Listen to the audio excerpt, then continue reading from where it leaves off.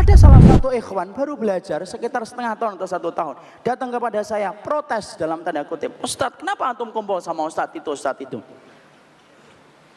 Ini sebenarnya pertanyaan tidak ada adabnya sama sekali kepada seseorang yang kemudian diambil ilmunya oleh dia.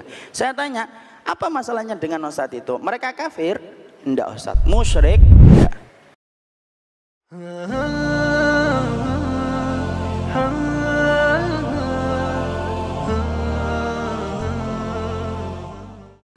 Yang ketiga, yang kita harus pahami, banyak orang hijrah baru ngaji sudah menghujat setiap orang, sudah mencela setiap orang, itu sudah memfitnah setiap orang. Masya Allah akhi, antum ninggalkan ulang tahun, ninggalkan tahun baru, ninggalkan dangdutan.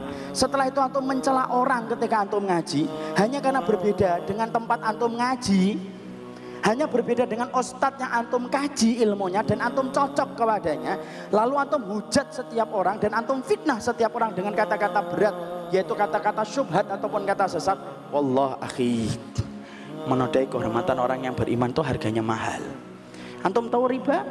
Riba itu 73 sampai 79 pintu. Yang paling ringan dari dosa riba itu apa? Zina sama ibunya dan maknya. Itu yang paling ringan dari dosa riba. Yang puncak 73, 79 itu apa? Menodai kehormatan orang yang beriman. Jadi maaf nih, ada PSK di pinggir jalan di situ menjajakan tubuhnya sampai 60 hari, 2 bulan berturut-turut. Setiap malam dia dapat pelanggan. Itu kadang lebih ringan dibandingkan kita ketika sudah menodai fulan dan fulan kehormatannya, karena kehormatan itu masalah yang mahal di sisi Allah. Antum tahu nggak? Kalau kita akan melaksanakan puasa, berapa butuh saksi untuk menegaskan besok itu puasa? 1 saksi sudah cukup. Besok kemudian kita sekarang akhir di bulan Sya'ban. Kemudian ada 1 saksi, tadi sore saya telah melihat hilal. Hari ini kita puasa walaupun itu cuma 1. Berapa saksi yang dibutuhkan untuk mengatakan dan menetapkan Idul Fitri? Hanya 2 orang saksi saja. Tapi antum tahu berapa yang dibutuhkan ketika akan mengatakan orang itu berzina? Ketika sudah berkaitan tentang kehormatan, 1 saksi tidak cukup, 2 saksi tidak cukup, 3 saksi tidak cukup. Berapa? 4 orang saksi sampai mengatakan fulan berzina. Mana saksinya? Fulan. Kalau antum hanya ngelihat 3 tok bareng-bareng, yang 1 lagi on the way, belum datang dia, maka antum yang kemudian dijilid dan antum yang terkena dosanya. Kenapa? Saking mahalnya kehormatan seorang mukmin ketika mereka telah beriman kepada Allah dan Rasulnya. Loh, orang kok hari ini baru ngaji, baru sekali 2 kali ikut kajian kitab, kitabnya aja tidak punya mungkin, kemudian ikra'nya juga baru ikra' 4, tapi sudah menyesatkan banyak orang, sudah menghujat banyak orang, seakan-akan kehormatan seorang mukmin itu murah di hadapannya, seakan-akan tidak memiliki nilai dan keutamaan kehormatan seorang mukmin. Wallah, dia lupa Allah tidak pernah memulai surat dengan kata wailun kecuali hanya di 2 surat. Wailul lil mutaffifin dengan wailul likulli humazatil lumazah. Wailul lil mutaffifin bagi mereka yang mengurangi timbangan ketika berkaitan harta saudaramu. Wailul likulli humazatil lumazah berkaitan tentang kehormatan, kan harganya kehormatan itu mahal. Ada kan orang itu terkenalnya itu apa? Terkenalnya itu menghujat orang, motong-motong video, potong, tulisi komentar. Sekolahnya di mana, sama syekh siapa, dulu bagaimana dia mendapatkan ijazahnya, tidak pernah kita tahu siapa. Dia bersembunyi di balik akun-akun yang dia miliki, menyesatkan banyak manusia. Kerjaan apa kayak gitu tuh? Dan itu salah satu kesalahan kita di dalam kita berhijrah. Hijrah itu harusnya sibuk dengan amalan yang nyata. Banyak orang kristenisasi, Syiah banyak di mana-mana, kristenisasi banyak di mana-mana. Banyak orang yang mendapatkan musibah.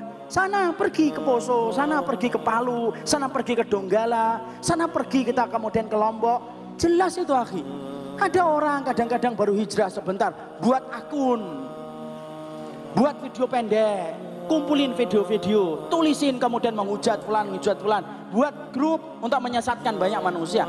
Padahal orang yang dia hujat, orang yang dia vonis tidak pernah ketemu sama dia tidak pernah menyampaikan dalilnya, dia tidak pernah kemudian mendengar dari dalil orang yang dia sesatkan, tapi setelah itu dia tertawa, terbahak-bahak. Loh, sejak kapan hijrah itu menghalalkan kita untuk menyakiti orang yang beriman? Antum tahu ikhwan, agama yang paling memperhatikan hati manusia itu adalah Islam. Hati yang sangat diperhatikan itu di dalam sunnah. Mari kita belajar dari kisahnya Nabi Muhammad. Nabi Muhammad pernah kedatangan Abdullah bin Umi Maktum, buta akhi. Saat itu Nabi sedang berdakwah kepada pembesar-pembesar Quraisy.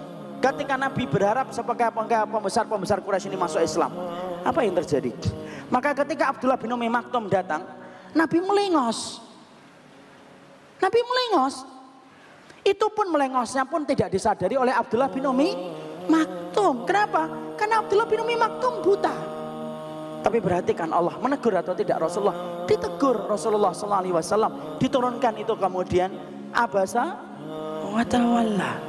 Loh, kalau orang setingkat Abdullah bin Umi Maktum saja hatinya dijaga oleh Allah, sampai ketika Nabi melengos walaupun dia buta tidak tahu kalau nabinya itu melengos, Allah yang peringatkan dan Allah yang nasihati.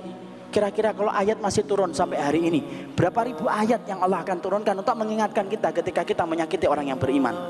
Kecuali orang itu kafir. Orang kafir sekalipun juga kemudian kita harus berbuat baik selama dia tidak memusuhi Allah dan Rasulnya. Ada salah satu ikhwan baru belajar sekitar setengah tahun atau 1 tahun, datang kepada saya protes dalam tanda kutip, Ustadz kenapa antum kumpul sama Ustadz itu. Ini sebenarnya pertanyaan tidak ada adabnya sama sekali kepada seseorang yang kemudian diambil ilmunya oleh dia. Saya tanya, apa masalahnya dengan Ustadz itu? Mereka kafir? Enggak Ustadz. Musyrik? Enggak.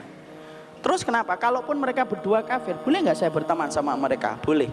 Apalagi mereka bukan kafir, akhi. Apa yang salah dengan pengajian antum?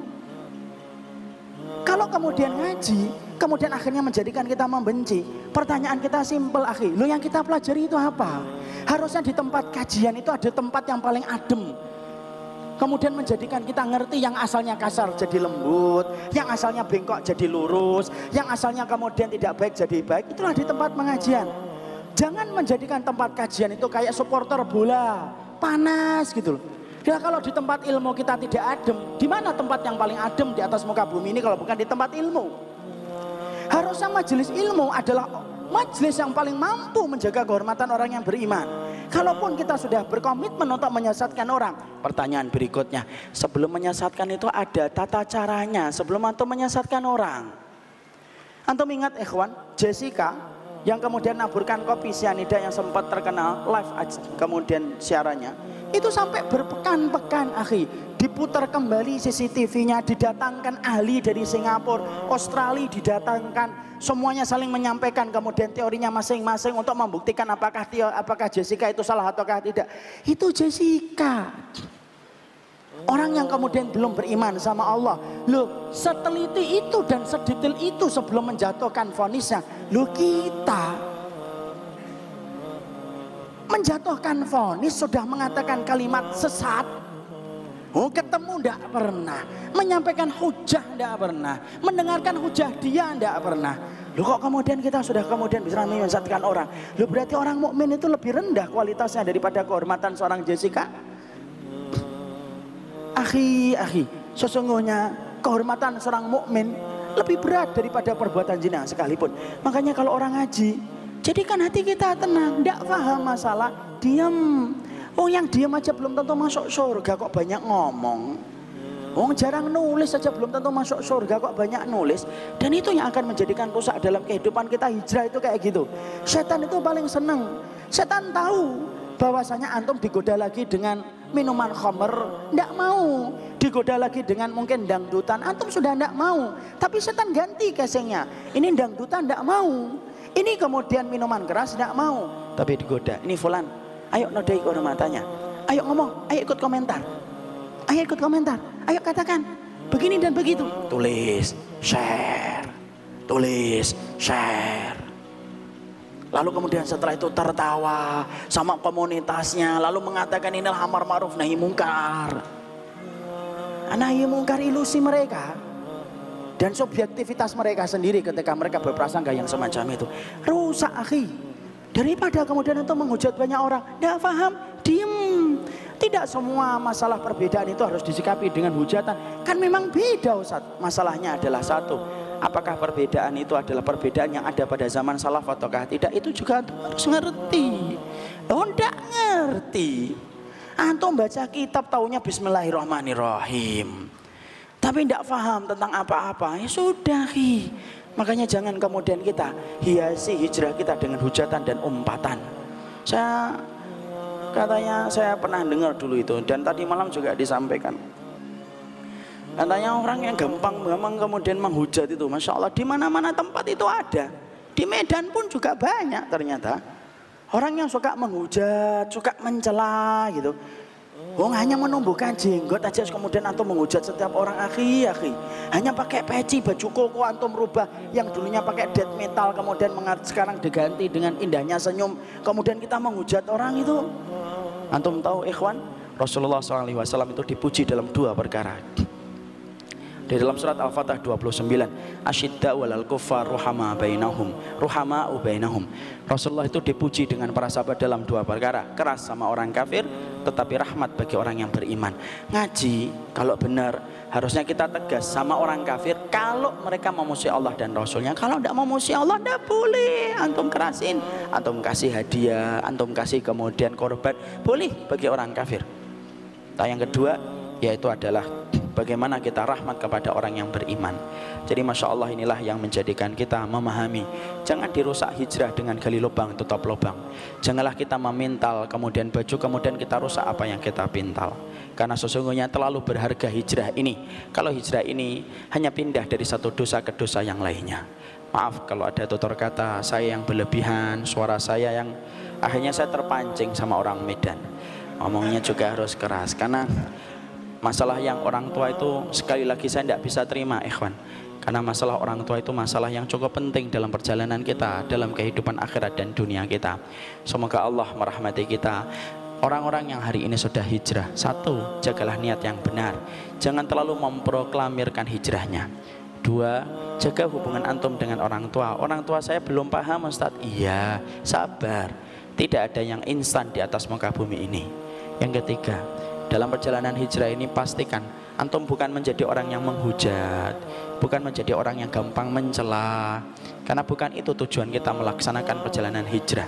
Semoga Allah lindungi kita dari semua hijrah yang salah dan tidak sebagaimana mestinya, dan semoga Allah memberikan keberkahan untuk kita insya Allah.